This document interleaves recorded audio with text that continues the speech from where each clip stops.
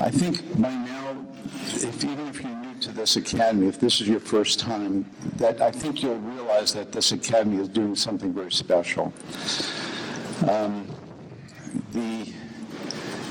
There are extraordinary people involved in this academy for a long, long time, a lot of them. And this academy is doing some extraordinary things. But before there was an IAOMT, before there was a Hal Huggins, there was one voice, one bright star just smiling down upon us, and that was Dr. Olympio Pinto. Olympio represents a family, his daughter Martha, Dr. Martha, his parents before him represent approximately 90 years of a dental practice that has been mercury-free in Brazil. Yeah.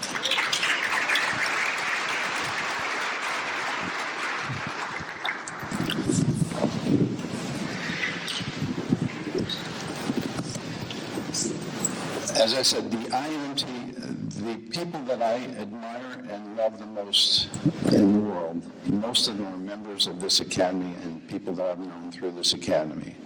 But again, before the IAOMT, there was Olympio. And I can tell you that been around for a long time, there would not be an IAOMT had Olympio Pinto not been here before us. So, thank you. Thank you. Thank you. Olympio was a graduate in 1957 from the University of Brazil, received his postgraduate training at Columbia, Pennsylvania, and South California, clinical research and lecturing in Japan, United States, Canada, Europe, and Latin America. He has been in clinical practice from 1965 and is still currently in practice in Rio de Janeiro. His areas of interest include oral medicine, nutrition, toxicology, and marine biology. You can see the island. That's where the marine biology comes in, right? Yeah. His daughter, Dr. Martha Faissol, is a native of Rio de Janeiro, Brazil, and has been practicing dentistry since 1993 and currently serves as the president of IAOMT's Brazil chapter. Third-generation dentist, mercury-free. So without any further ado, please welcome Olympio and Martha. Thank you. Thank you. I appreciate being back. I can consider you part of my family.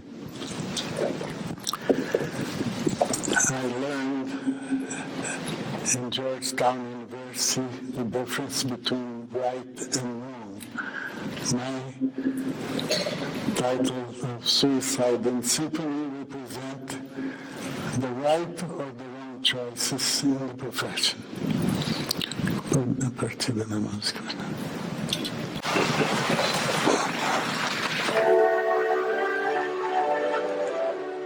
In one of the first lectures I had at Georgetown, the professor Leonard Darden of pathologic physiology gave us a test, first lecture.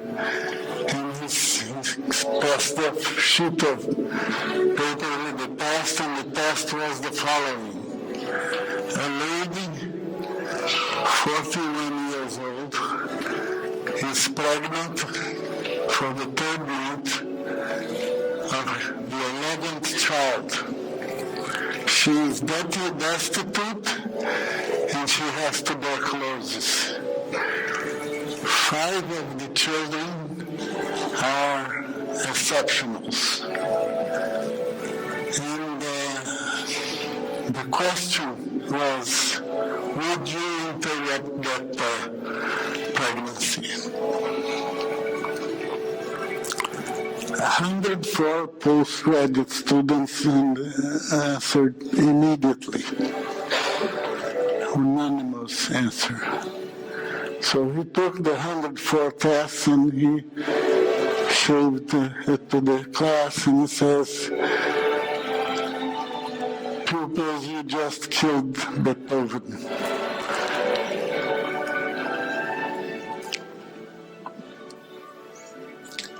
the lesson is, in terms of health, you never give up. You have to go for the correct choices. But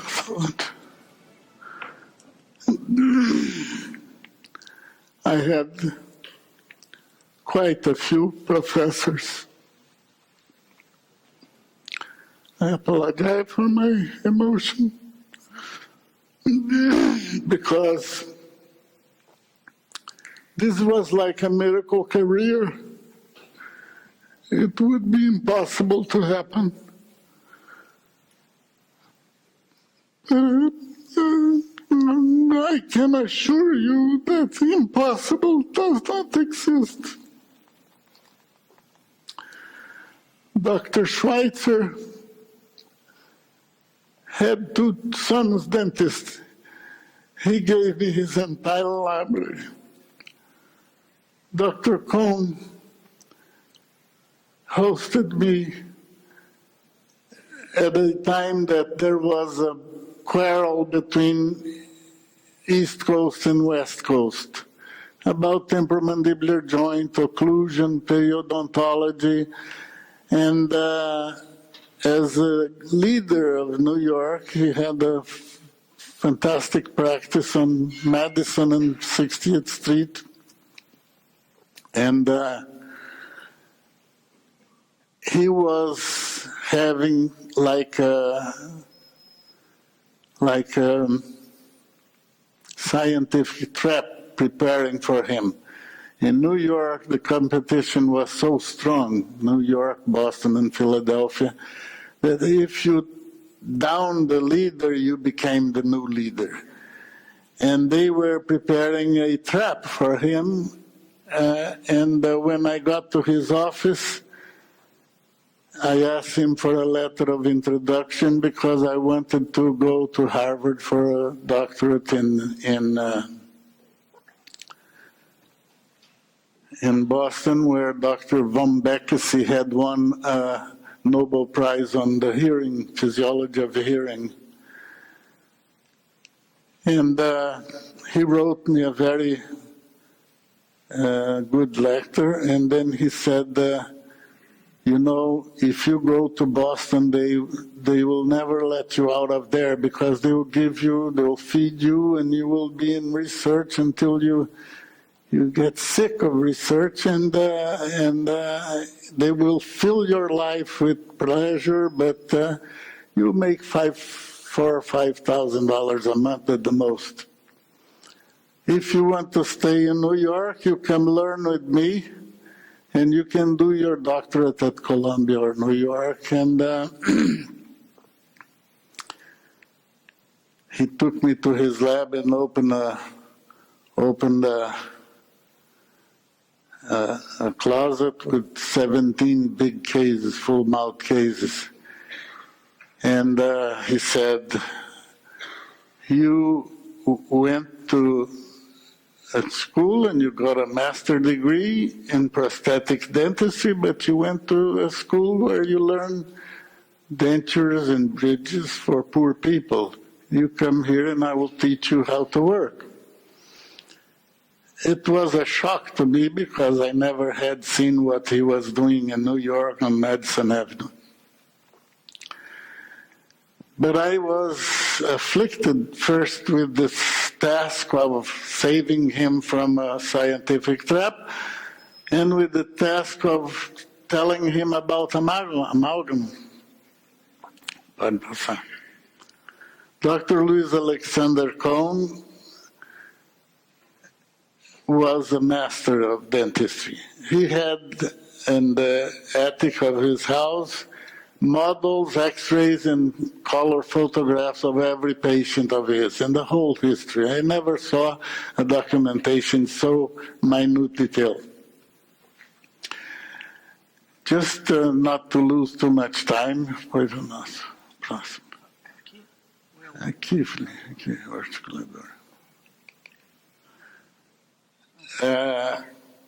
he was in a quarrel with the Natological group of the West Coast, and the netological group of the East Coast. Ernest Grange, Victor Lucio, Frank Celenza, Peter Thomas, McCollum. And he wanted to be superb. He wanted to be the best of all of them. And I was with an anxiety to show, I developed for him a face bow, a hinge axis locator with mathematical precision that would transform into a pantograph, that would transform in the third phases in an articulator, a high precision articulator, where we could reconstruct a lost dentition to the precise movements of the temporomandibular joint. There will be a movie called Stereo Carver. It's impossible to show the whole thing here, but I gave the Academy and to Kim has a full movie in case anyone is interested. You just ask the Academy, they'll show it to you. As a matter of fact, most of the things I will talk about will be available in full-time movies to the Academy. I have the exploded drawings of the entire project. In case anyone is interested, please contact Kim or Rich Fisher. But what I was anxiety about was the next slide. His sterilizing room was full of mercury vapor. And Dr. Cohn died at 56, half of his time in this planet, of a cardiac arrest. His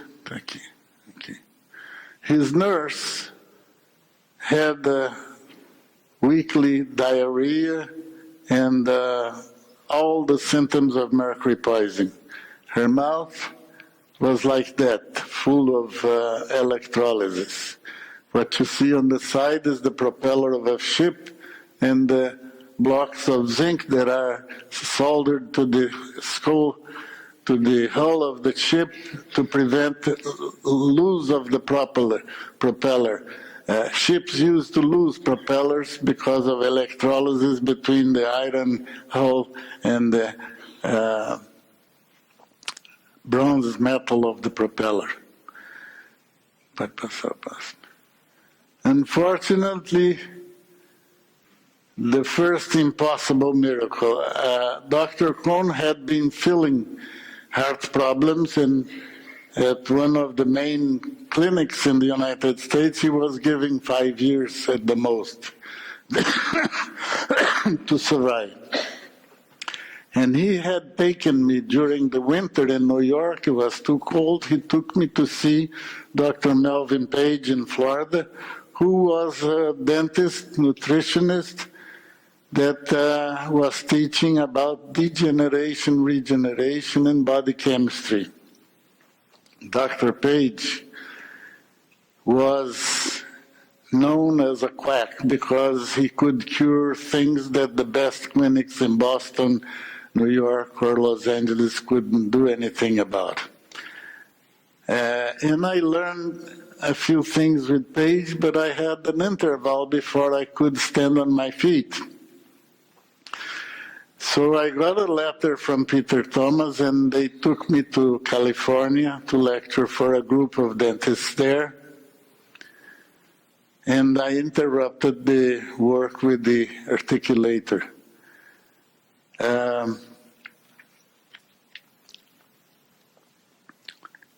I never forgot the problem with the mercury because I had seen my father perform miracles.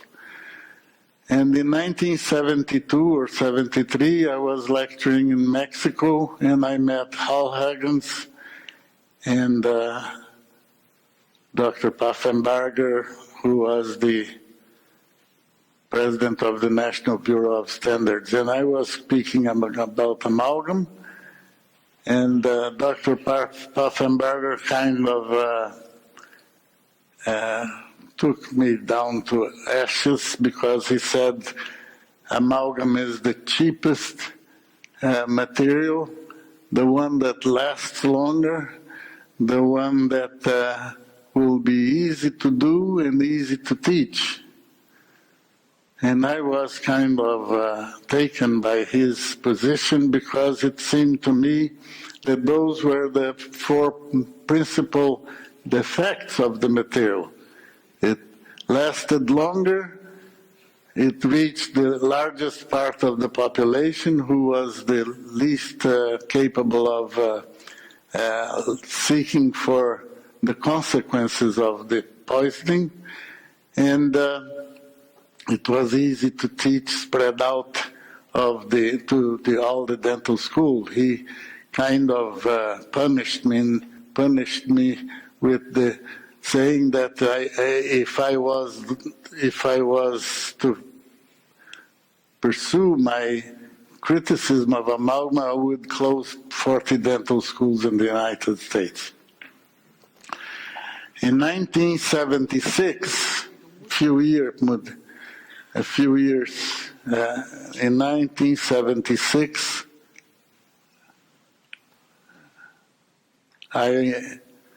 there was a National Geographic issue. I'm a life member of National Geographic.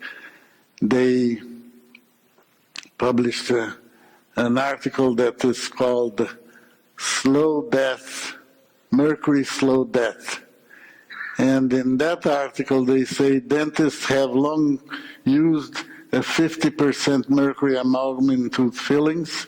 The mercury dissolves an alloy of silver and tin, and more than 160 million such fillings went into the American teeth. It was a horrifying statistic, you know.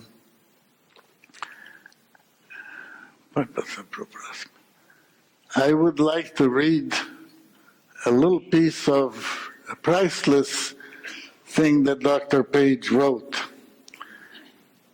It's called Sweet and Disastrous.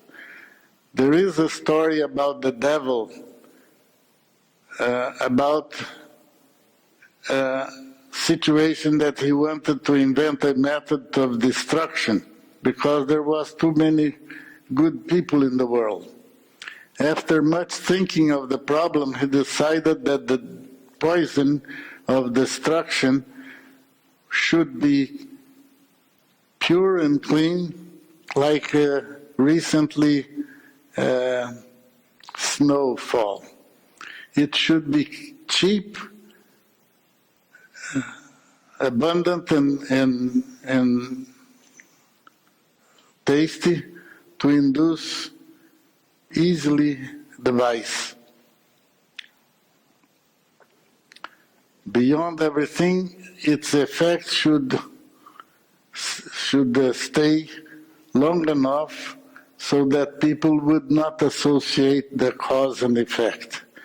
And through several generations, it should also produce a death that was not very easy. He discovered that sugar or sucrose would fulfill all these requirements. And as it was not available, he invented methods of purifying it and induce progressive use, its progressive use. Then he concluded it's very possible that the plane of the project of the devil could work against his own interests. Possibly the sugar is destined to separate the weak from the strong, the ignorant from the intelligent. And this would be useful to reduce the population and at the same time increase its quality. Ever since I was with Page, I followed his teachings. I saw him cure diabetics, cancer, people that have been dispensed from the clinics as hopeless. I've seen him use cure rheumatism. It's too long a story to tell you right now, but he was a miracle man that was also in the Quack Club of 1960s. When I came back to Brazil, a tribe of jungle people was first time contacted with civilization. You can see there is not a tall guy, a short guy, a fat guy, a thin guy. They're all the same. It's incredible. That's ancestral diet. That's what the page preached. These people lived in the jungle with no contact with the civilized world, and they ate turtle eggs, they ate fruits, they ate roots, they ate beef, meat from the hunt. No. And 50 years later, the Indians are completely transformed. So each step along, the message of Dr. Page becomes stronger in my mind. Dr. Peter Thomas was the next chapter of my career. He took me to Beverly Hills. He introduced me to the main families that everybody will know their names. And we did precision prosthetics, full cases mounted in an instrument that we carved and cast and adjusted in the articulator and cemented in the mouth with no adjustments. Hard to believe because you're talking about large cases, but I brought both Dr. Page and Dr. Thomas several times to Brazil to lecture, and it was a fantastic, like a dream, you know. He used the McCollum articulators, which were handmade, high-precision instruments, and it was a pleasure to learn to work with them. Although in New York I had done something that would replace the three phases of this instrument in one. Pode passar.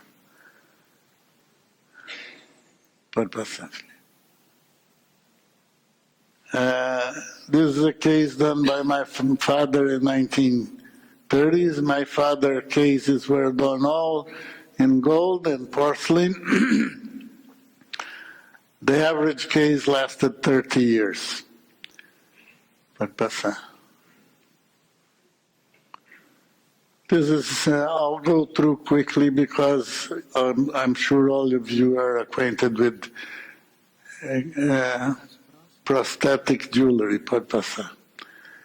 I had no problems whatsoever with periodontal disease. Periodontal disease, according to Dr. Melvin Page, was treated with vitamin C, vitamin E, coenzyme Q10, fish oil, and according to each case, we corrected. But the main thing was to get mercury out as quickly as possible. So some levels of prosthetics. This is a case of a youngster that dissolved all of her teeth with soda, and with soda, amalgam, and gold together, electrolysis is faster and the symptoms are frightening. In 2 months, she was okay. Está passando uma. Okay. So simple prosthetics. I call it jewelry, laboratory jewelry, because it's high precision, it's beautiful, but it does not obey the basic principle. All right, if you have an accident and you reconstruct a patient, but if you have disease, your obligation is to correct the habit forming, the diet, and the brushing, Qual que está passando isso? So technology is easy. You know, you can make teeth look beautiful. There are details in the laboratory, whether you're using dark copings or gold copings, and it's real easy to correct. But this is an accident. She was in a car accident, and the teeth were replaced. I just a couple of months ago, I saw this case that is 31 years in the mouth. Pode passar.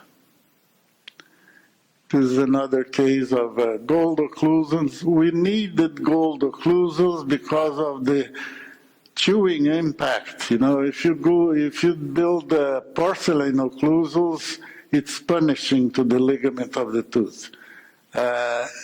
Gold has approximately the same Brillo hardness of the enamel. But you can see that it's possible to replace the teeth with proper shading and with proper translucency and with gold occlusals that are not visible even at kissing distances. Yes. This is a case of terminal periodontal disease, and we use the dentogenics principles of Dr. John Frush from Pasadena. He was a master of aesthetics in dentures. If I would tell you the name of this patient and his position in life, you wouldn't believe. But it's the same thing. You have to clean up the mouth, you have to give them the proper supplements, and they will recover incredibly from a situation like that. Of course, a case like that has all kinds of, this is Pseudomonas eating the organelles of an epithelial cell. So you had to learn a little bit about mouth flora. This is an amoeba which has nothing to do in the mouth, and yet it's a contamination, it's a cross-contamination. This is the response, the blood response on a dark field microscope to toxemia from pork beef. Of course, pork beef in Brazil is not the same as pork beef in the States, but I find that it's not very far difference from country to country. I showed this to a specialist in tropical disease, and he says, oh, this is from the mouth of, dirty people in Latin America. So I took him to the top of the Fairmont in San Francisco, and he ordered a big ham steak. And after dinner, we went back to the hospital, and 2 hours later, his blood was worse than that. So we kind of had to reconsider. But this is a filariosis, a microfilaria. If in a drop of blood from your finger you find this, you can imagine the rest of his organism. So this is a panicky situation, and I saw this patient a couple of years later, and he was corrected, but I would never know if there were sites or cysts in his brain with this filaria. Pode passar. I went to Loma Linda, and I learned with Dr. Ralph Steinman that your immune system, in the years I was in the States, I studied with Ralph Steinman. Dr. Steinman was the nutritionist at Loma Linda, and he showed us that when a person had a great immune system, you see the white blood cell digesting a bacteria. He made very interesting research in which each white cell had the potential capacity to digest something like 12 bacteria. And if the dental student went to the cafeteria and had an ice cream with an apple pie, it dropped to 4 instead of 12. You know, the white cells got drunk on sugar. He cross-tested it with the diabetics, with a patient with a normal blood sugar. The white blood cells were still able to catch 10 to 12 bacteria, and with a diabetic in the range of 160 blood sugar, it fell down to, he had to have four white blood cells to catch 1 bacteria. So it was a priceless lesson that I had on Loma Linda. The people in Loma Linda had a very strong factor of nutrition in their purpose. This is a patient that had problems with smoking, alcohol, and stress. And I pleaded with him, give me 2 months. You stop drinking, stop smoking, and if in 2 months I don't cure you, you go ahead and do whatever you like. In 2 months, this was psoriasis, a severe case from the head to the toes, and in 2 months he was the other picture. So returning from disease is quite possible. You just have a bunch of rules that need to be followed. I was fortunate to be at 13 seminars with Dr. Hans Sellier, and he explained everything he learned in 40 years career about stress. If we have time, I'll give you the 4 rules. I think I was his poorest student. And at the 13th time I was sitting in the front row, he came to me with a little card and says, Olympio, I would like to understand how come you're always sitting in the front row. I said, I sit in the front row because I don't want to be distracted by all the people scratching their head or throwing paper at the other ones. So he said, well, you come to lunch with me, and I was poorly dressed, and he felt a little human to me, and he said, you come to lunch with me, I'll give you a resume of my 43 years of research. And I said, Dr. Sellier, I'm going to be rioted against because there are 3 Nobel Prizes in the audience. If I go to lunch with you, you know, everyone wants to speak to you. He says, no, you come to lunch with me. And he gave me, I'll give you quickly. He gave me 4 rules to control stress in your life. First rule, he said, do everything you can as the best you can. Because when you do something that you feel good about, you are proud of yourself, you generate catatoxic endorphins in your blood, and you are protected by stress. The second rule says, don't worry about small things. It's not where life is the priceless thing on the planet. So nothing is worth to worry about, because when you are about, you generate syntoxic endorphins that will destroy your tissues, will acidify your organic environment.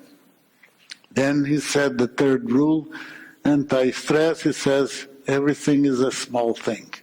So don't worry about it. And then he said, the fourth thing is said, now pay attention to your relations around you. There are good people, there are bad people, there are worse people. If you relate yourself to good people, you construct something. If you make a friend with a bad character, he will use you, abuse you, and discard you, and he will be producing good endorphins because he says, I won. So these four little rules have been very, very important because administrating the stress of life is not an easy task. And if you use this little Bible about human behavior, you will spare yourself from a great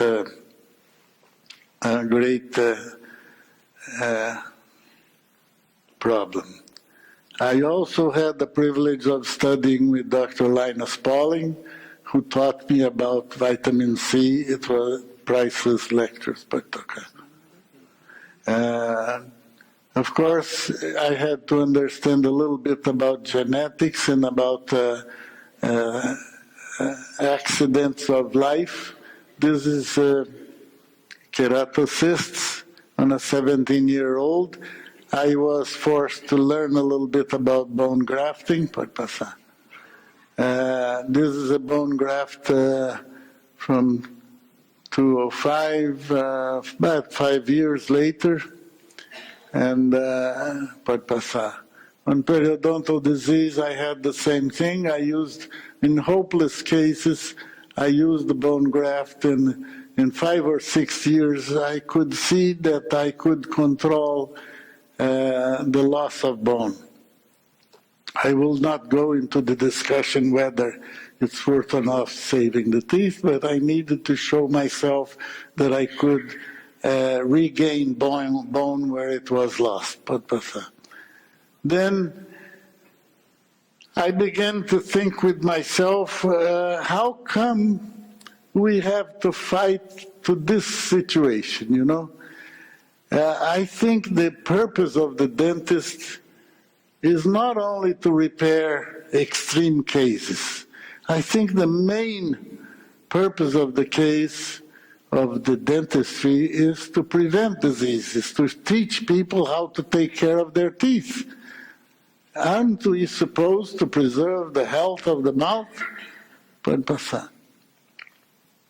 Then David came to Brazil and helped me to do the eco-odonto. The world was making an environmental fair for the environment in Brazil in 1992, and I did the seminar that I called the Eco-Odonto 92.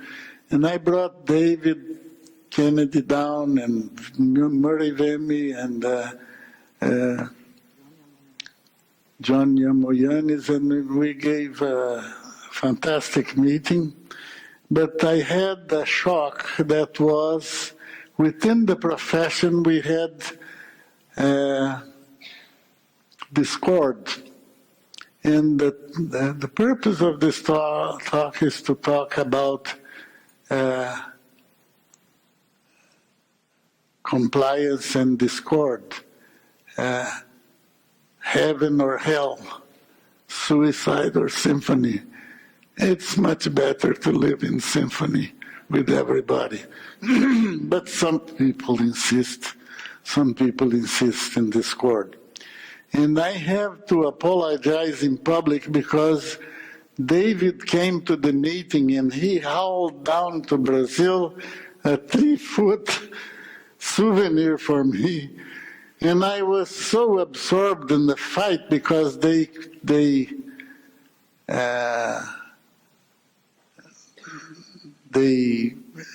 sabotaged the meeting because the largest part of dentistry was involved with commercial vectors of the market.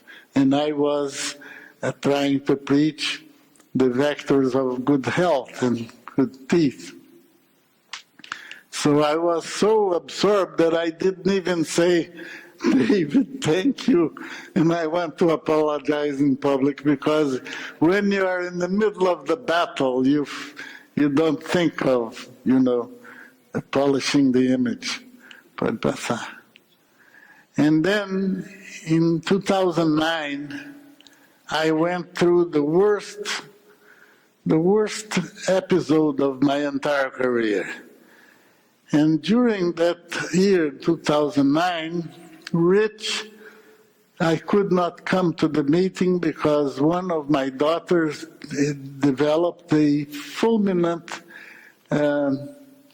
lymphoma Hodgkin's.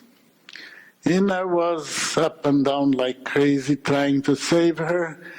I had the humiliation inside the family because I had saved already a number of people with similar problems, and I could not save my daughter.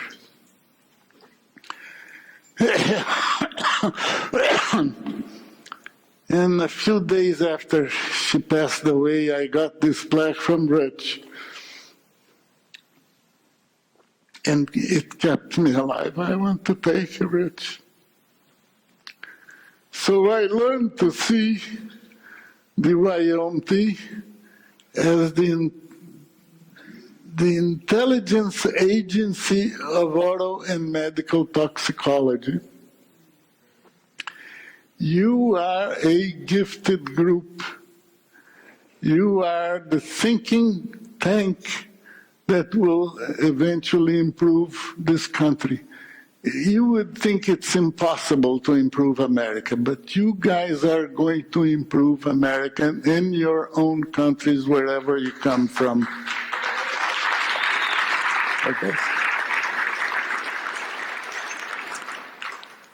And I had been receiving blood transfusions from Huggins all the time because we kept in contact almost weekly. And I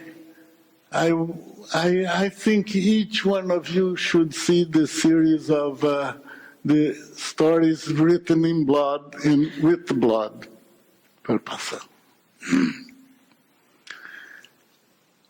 The story of IAOMT is the story of saving people like that. This is a 32-year-old lady that had leukemia. And I was asked to interview her. I had saved a lot of people before it was too late. With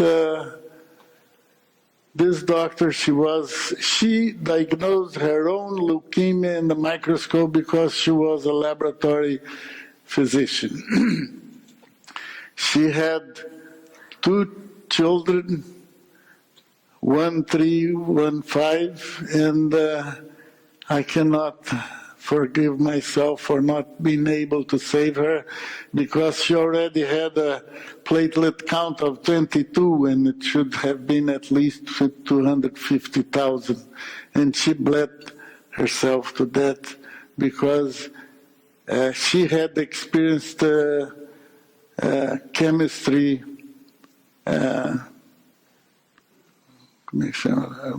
blood chemistry, invasive treatments in the hospital, and she gave up. She wouldn't take it any longer.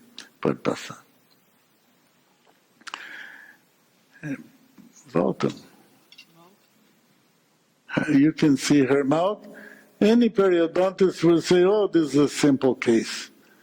But she was bleeding from the eyes, from the gingiva, and I could not even schedule her for removal of mercury. I think I paid the price because when I see a case like that, I forget about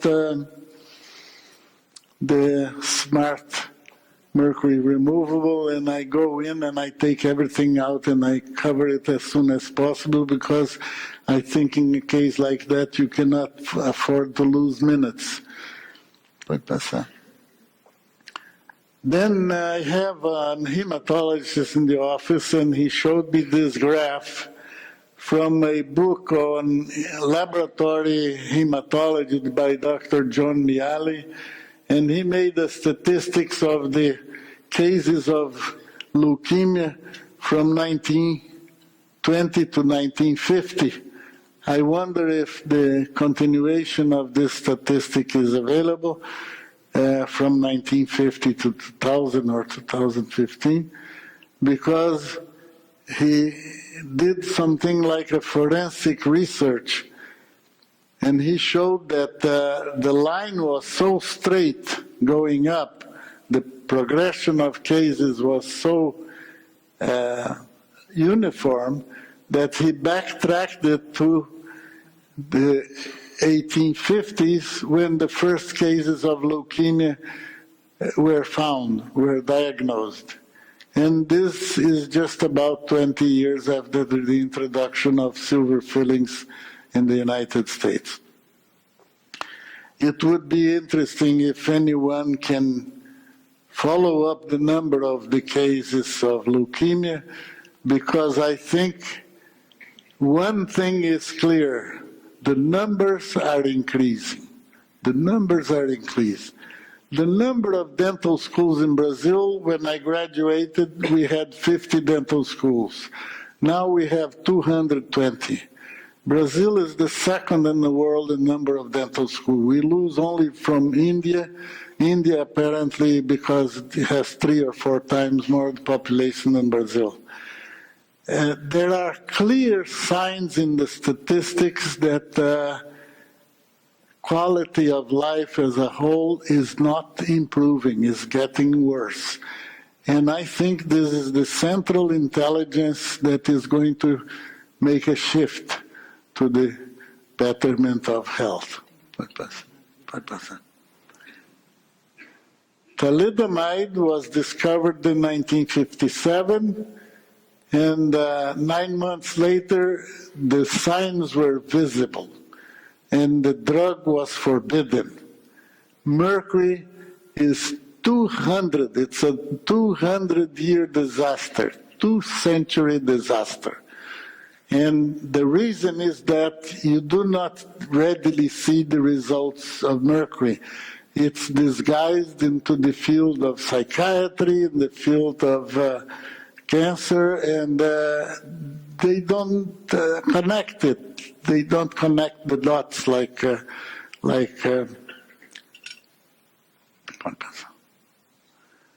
So we are in front of 2 disasters. The mercury disaster, there are plenty of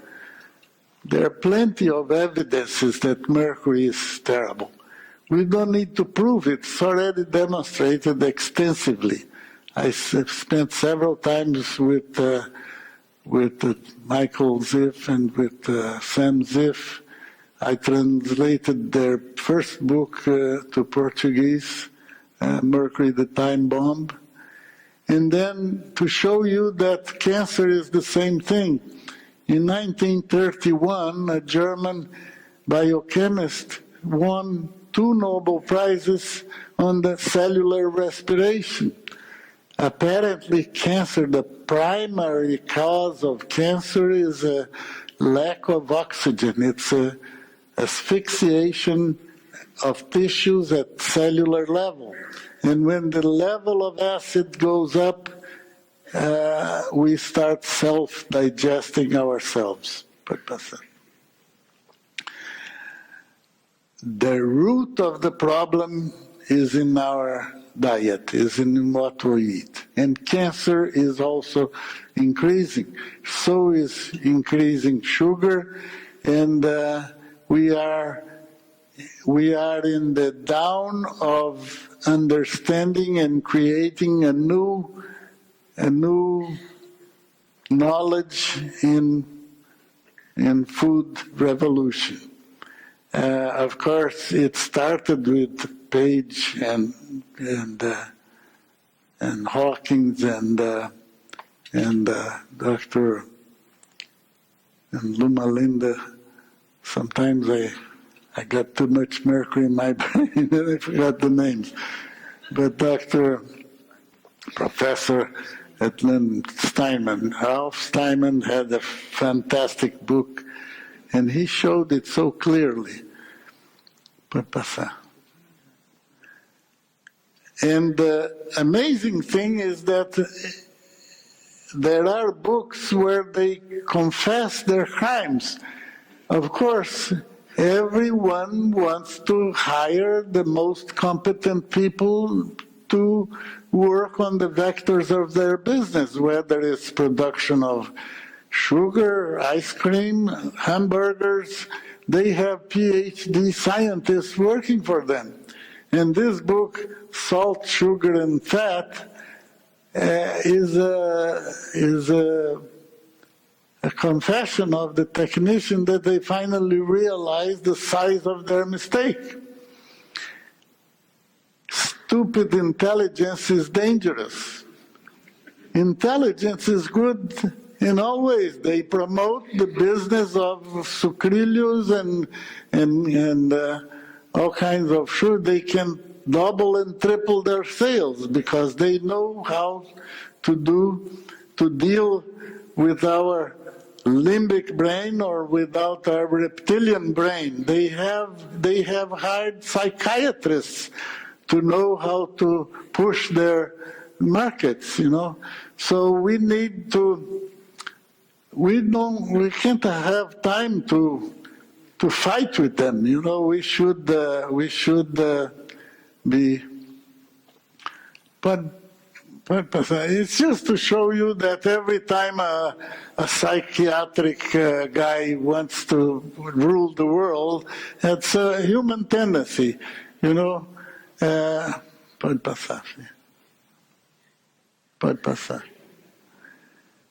Here is Stephen Hawking. At 22 years of age, he wanted to go to Oxford, and England gave him a dental treatment for free. He had a mouthful of amalgam. I don't know how come he survived 50 years after they did it to him. Of course, if you have pollution, it ends up in the filter. And pollution kills.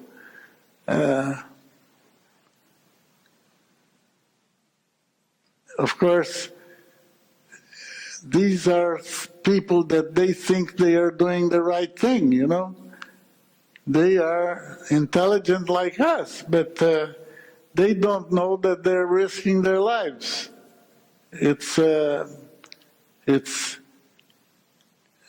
Some people are sure they are right, and some people are sure they are wrong.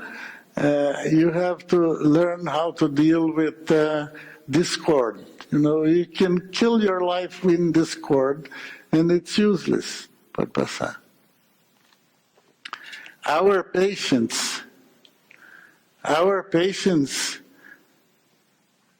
for years, they have ended up in the couch of the psychiatrist or the pathologist with toxemia. I was lucky to be introduced to the Price Pottinger Foundation. They have the most important library and documentaries on nutrition. I wish I could speak 1 week on each of these themes. Now look at this.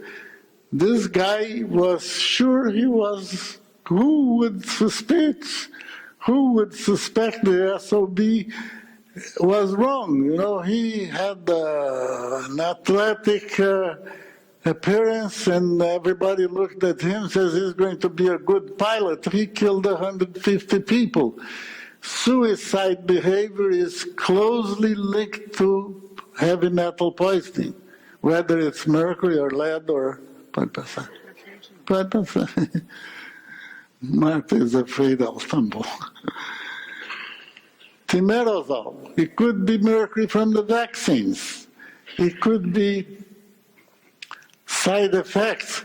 Dr. Abrenhofer and Dr. Karl Pfeiffer 30 or 40 years ago discovered that schizophrenics improve with niacin. Pode passar. And then fluoride. Would you believe that they are poisoning the water that is the major chemical instrument of our metabolism? Pode passar. David Kennedy brought this video. I think we'll lose a couple of minutes with this. The risk assessment of fluoride. Of 1 part in 30 million is perfused into a growing active culture of cells. The strongest cell in cell culture, fibroblast. In 15 minutes, they were killed. 1 part in 1 million to 1 part in 20 million, and even 1 part in 60 million. In all these dilutions, Pode passar, filho. I'm running over time, but I left you enough films. Pode passar. So thanks to the Academy for screaming all over the world when the run. Thank you.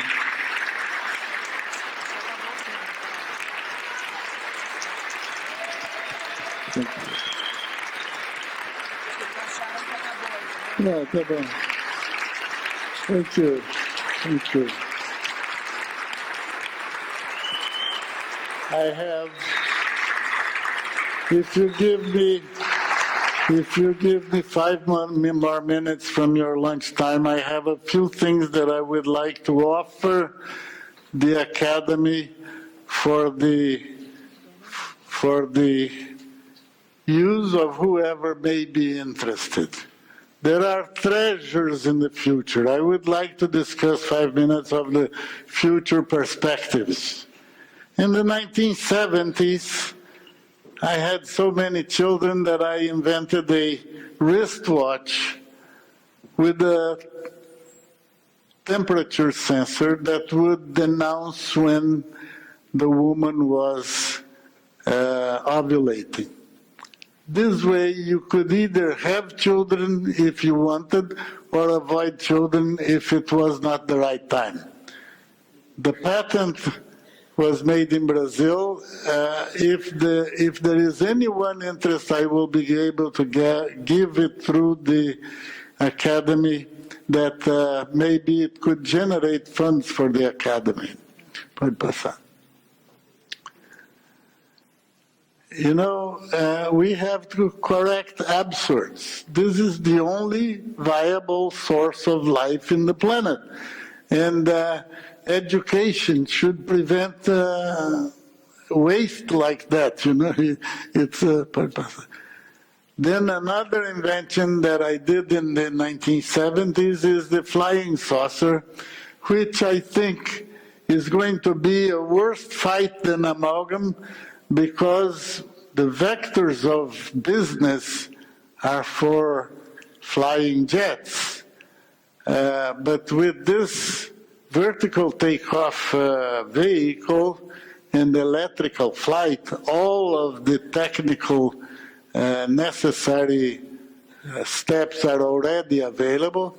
You don't need roads, you don't need bridges, you don't need fuel, you don't need airports, you don't need bridges.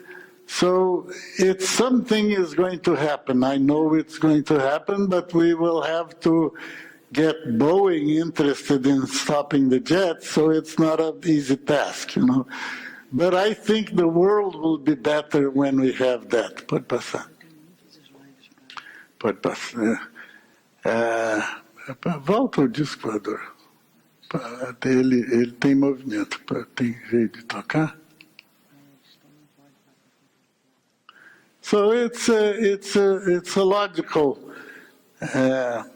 helicopter could be paid in any size, but this is an island where I acquired the long strip there where my house is also I created an Institute of Marine Biology there, and we are, of course, there is a diving equipment that is also available through the Academy if anyone can make it go and generate some funds for the Academy.